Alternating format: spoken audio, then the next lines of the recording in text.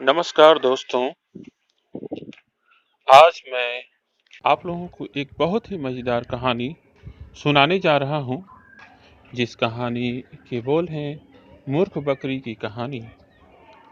एक जंगल में दो बकरियां रहती थीं। वो दोनों जंगल के अलग हिस्सों में घास खाती थी। उस जंगल में एक नदी भी बहती थी, जिसके बीच में एक बहुत ही कम चौड़ा पुल था।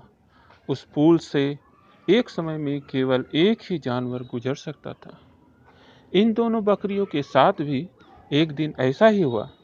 एक दिन घास चरते चरते दोनों बकरियां नदी तक आ पहुंची। ये दोनों नदी पार करके जंगल के दूसरे हिस्से में जाना चाहती थी। अब एक ही समय पर दोनों बकरियां नदी के पुल पर थीं।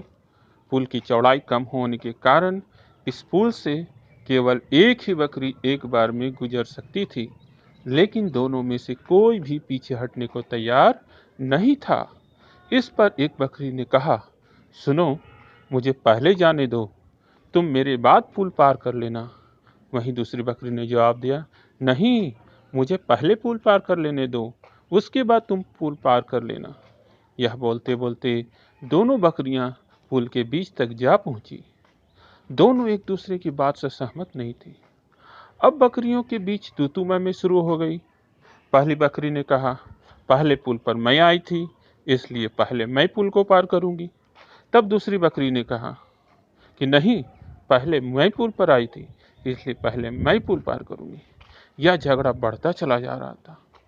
इन दोनों बकरियों को बिल्कुल भी याद नहीं रहा कि वह कितने चौड़े पुल पर खड़ी हैं।